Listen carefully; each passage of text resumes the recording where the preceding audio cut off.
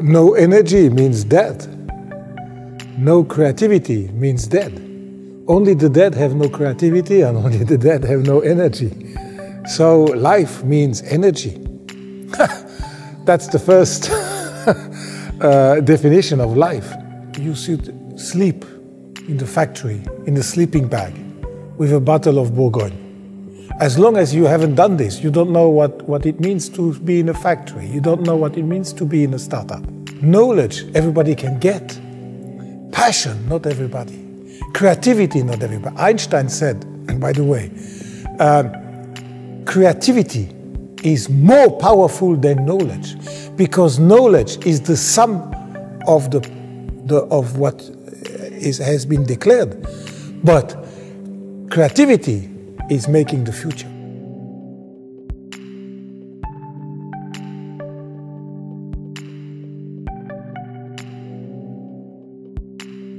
There are many new ones. The most technological innovation, because innovation is not just design.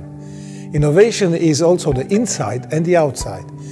So the design is just one part of it, because in the design we must also have innovation. You cannot put an old engine in a new design. That is not what we are looking for. We are always trying to have both, inside, outside. So the most important inside and outside design which we have is the connected watch. We will come out with a connected watch. A connected watch that has one particularity. It will be like a traditional Leica camera, where you had different lenses. You had lenses for the long shot or for a macro, and we will have a watch connected.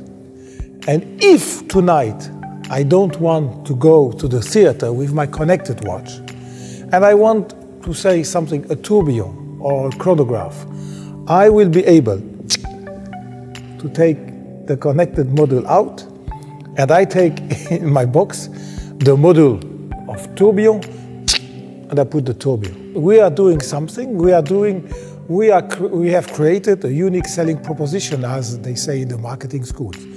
We will never be able to beat in quantities Apple. Never. I mean, because we are watchmakers. Although we have a contract, a partnership with Intel and Google, but we are not a communication and technology company. We are a watchmaking company. So for us, it is important that we are giving to our watch something that the Apple Watch cannot give. It's respecting the DNA of each. If you do aesthetic surgery, how do you make it that not every woman looks the same when you do it?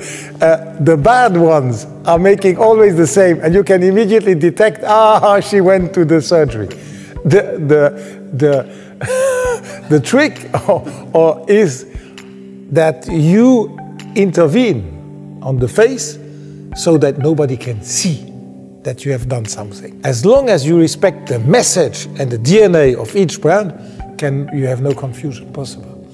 So you see, Hublot is for the fusion in watchmaking art, is the inaccessible, disruptive luxury. Zenith is the tradition in the watchmaking art, and Tag Heuer is the avant-garde in the watchmaking art. So each one has its position, each one has its price level, each one has its message. As long as you respect this, you are able to run the three brands relatively easily. I think the idea was that we have the same customers. That is the major idea. The second idea, we are both working on the same model than in '69. 1969 came the first Range Rover. 1969 came the first Zenith El Primero. Since then, what has changed? Nearly nothing.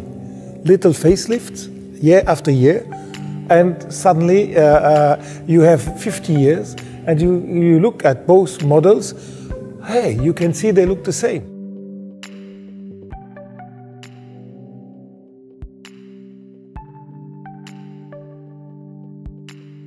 You know, Rodin said, I achieve perfection through the materials that I take away and not to what I'll add.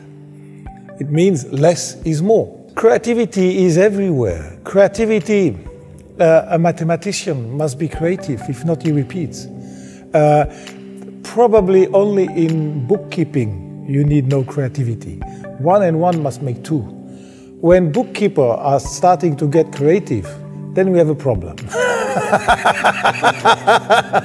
When they start to tell us that 1 and 1 is not 2, we have a real problem. But in marketing, 1 and 1 cannot make 2, because if 1 and 1 is 2, that means something has gone wrong. 1 and 1 in marketing must make 3.